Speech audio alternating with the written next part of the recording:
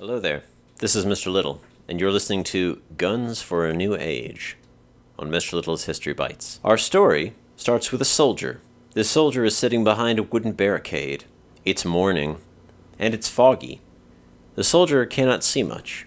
It's damp from the night before, and while the soldier can't see much on the flat ground in front of him, suddenly he hears something very loud, so loud it sounds like thunder. It's the thunder of horse hooves, thousands of them. But this soldier is not worried. As it so happens, this soldier has one of the latest weapons in military technology. It is a long metal stick, stuffed with a special powder and a small piece of metal. And this is going to make all the difference. The soldier and the location I'm describing is Japan. The date is the late 15th century. And during this time, the islands of Japan were in the midst of an age of warfare that is called the Sengoku period, which lasted from 1469 to 1615. During which various daimyo, or military lords, fought for dominance over the islands, with the title of the shogun going to the winner. The shogun would be the top daimyo, who would have control over all the other daimyo, and the imperial family and the emperor, who had been reduced from the leader of Japan down to a figurehead that did not rule anything outside of the palace. One contender for the title of shogun was Takeda Katsuyori. Takeda Katsuyori had besieged a castle at a place called Nagashino in an effort to weaken one of his rivals, Tokugawa Ieyasu, who possessed this castle. Now this castle was of strategic importance, being perched on a high cliff and overlooking the crossing of two rivers. Whoever possessed this could dominate all of the surrounding countryside. However, Ieyasu was not in his castle at the time. He had only recently recovered it from a rebellious vassal. Yet his garrison of 500 troops could not withstand Katsuyori's 15,000 troops, which included 10,000 heavy cavalry. However, Ieyasu came to relieve the castle, and one of his allies, a man named Oda Nobunaga, brought a force of soldiers equipped with tanagashima, an early form of gunpowder weaponry. Most people associate Japan with a samurai, the hard-trained and dedicated warrior, who followed the code of Bushido, and fought with a long steel katana blade. That is true. The samurai and their auxiliaries did form the bulk of soldiery throughout the Sengoku period.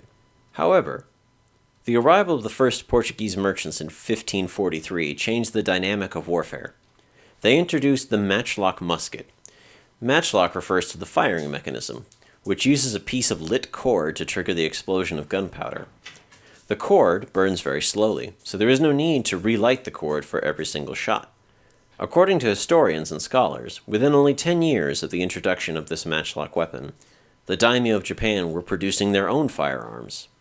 Katsuyori had brought with him a force of 10,000 heavily armored samurai cavalry, which he intended to use to crush the relieving force, which did not have cavalry in such numbers. And this seemed like a logical move. Katsuyori had merely years before won another battle against Ieyasu and Nobunaga using a decisive cavalry charge.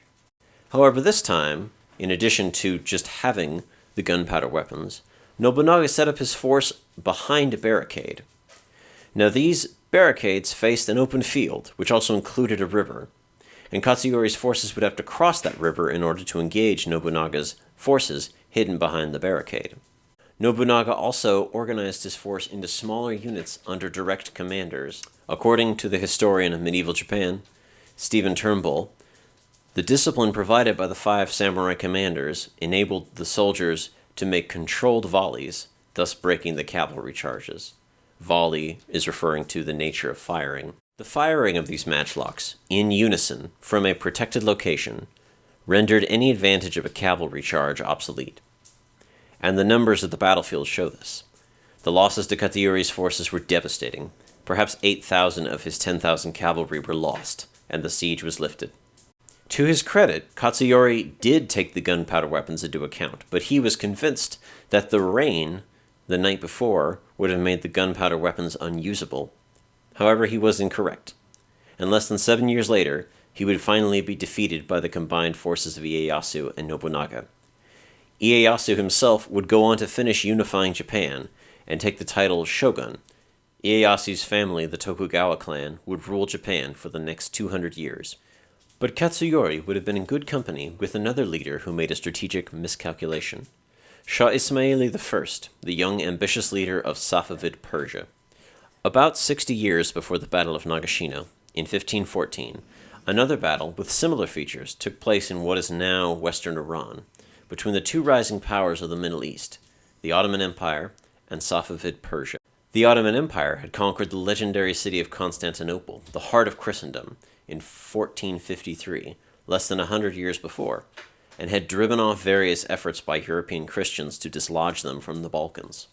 Ismaili I, while young, had spent much of his reign conquering and consolidating his hold on modern Iran, Uzbekistan, and Azerbaijan. He did this in part through his charismatic followers, who believed that Ismaili had a special connection to God via the Shia Muslim institution of the Imam. However, Ismaili also solidified his rule through good old-fashioned military power. And this brings me to the point that both of these empires are often referred to as gunpowder empires, a term coined by the historian Marshall G.S. Hodgson, who described these states as having three pillars of authority, one being the power of the leader, and the others being the conception of the whole state as a single military force, and the attempt to organize all economic and cultural resources as the right of the chief military family. I believe the term gunpowder empire somewhat oversimplifies the base of these states' legitimacy. Apart from guns, these rising states also competed for the souls of their regions, the Safavids being Shia and the Ottomans being Sunni Muslims. Both these states based their legitimacy on religious justification, as the Ottomans contended they were the leaders of the Sunni world and the Safavids the leaders of the Shia world. Both sides sought to stir up trouble playing to the religious minorities in each state. The Safavids to the Shia minority in eastern Anatolia, and the Ottomans to the Sunni Kurdish tribes in what is now western Iran. However, there was no question that both of these states, even in their early stages, used gunpowder technology to their advantage. The Ottomans famously used their massive cannons to weaken the walls of Constantinople during their siege of the city. In 1514, a large Ottoman force marched into the Safavid state, at a location known as Chowdoran, which is a small fertile valley surrounded by mountains. Ismaili sought to defeat the Ottomans with a large cavalry charge. The Ottomans had arrived not only with cannons and muskets, but also greatly outnumbered the Shah's forces. The Ottomans had arrived not only with cannons and muskets, but also greatly outnumbered Ismaili's forces. Still, Ismaili felt that his Kizilbash force, devoutly Shia-mounted warriors from near the Caucasus Mountains, would be able to rout the Ottomans. And so the Kizilbash, mounted on their horses, charged the enemy, and initially seemed to have the edge. But the large number of Ottoman cannons and gunpowder weapons were simply too much for them, and they turned the tide of battle, and sent the Persians running from the field. Caterina Zeno, the Venetian ambassador to the Ottoman Empire, who was informed about the battle shortly after it occurred, described it to his fellow Venetians as follows. The Persian horses, hearing the thunder of those infernal machines, scattered and divided themselves over the plain, not obeying their riders, bit, or spur any more, from the terror they were in. It is certainly said that if it had not been for the artillery, which terrified in the manner related to the Persian horses, which had never before heard such noises, all of the Sultan's forces would have been put to rout and put to the edge of the sword.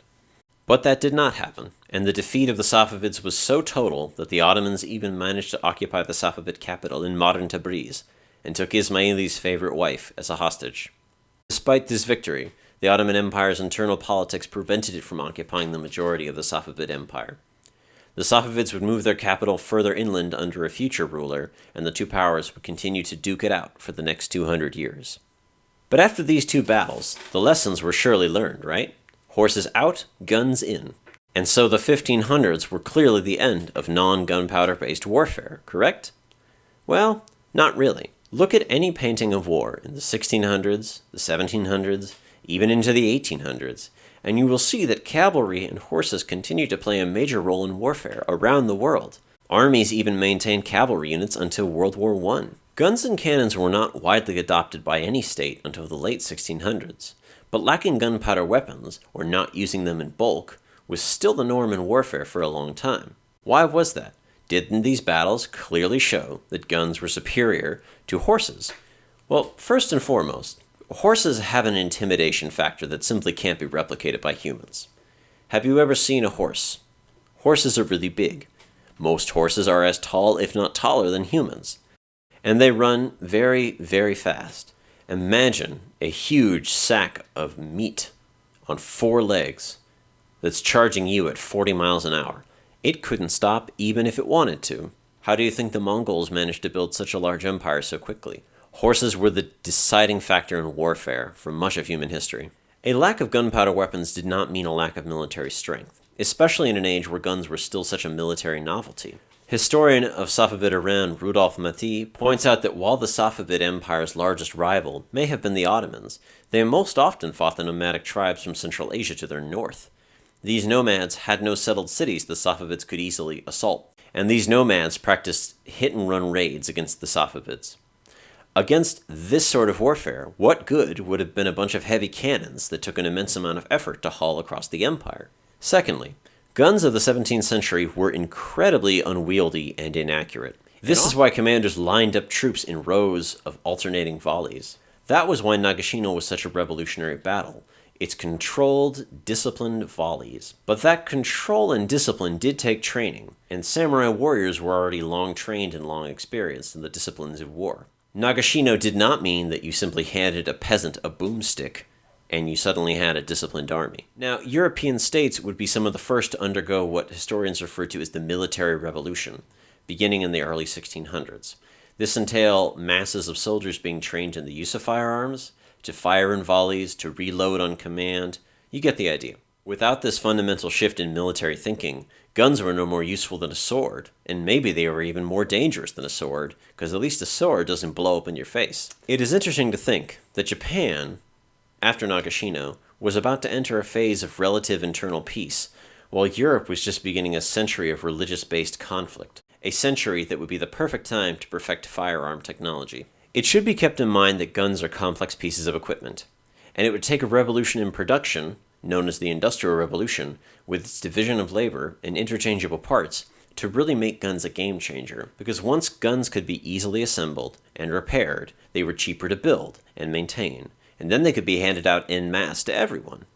Finally, something to consider is that in both Europe and Asia, the local military elites, the nobles and the lords, were more accustomed to mounted warfare, sometimes with a sword, sometimes with a bow and arrow.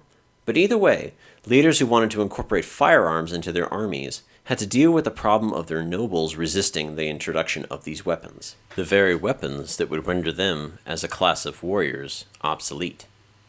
After all, why do you need a noble fighting class when anybody could pick up a gun and, with a little training, be as effective as any noble warrior? And sometimes, this resistance by local nobles seriously messed with the internal politics of a state. The elite soldiers of the Ottoman Empire, known as the Janissaries, were more used to bows than gunpowder weapons, and resisted newer and newer weapons, even killing sultans and replacing them to keep these technological advances at bay until the Janissaries were finally suppressed by another sultan in the 1830s, and replaced with a modern European-style army. If anything, what these two battles really show is that technology in and of itself is not enough to effect change. Battlefield results are one thing, but a state or any army has an entire infrastructure built around it, and this may need to be influenced in order to effect real change. Also, sometimes the technological limitations of the time can impose restrictions on a course of action. When we look back at history, often our value judgments are rooted in perceptions of technological ability. We really should look at the whole picture of any group or state. I'll leave you with this. The samurai had been exposed to gunpowder weapons during the Mongol invasions of Japan, at least 300 years before the Battle of Nagashino, and yet there is no evidence of the samurai adopting these gunpowder technologies prior to the arrival of the Portuguese. I hope you have enjoyed this bite of history. I hope you've learned something, but also walk away with questions as well. Thanks so much for joining me.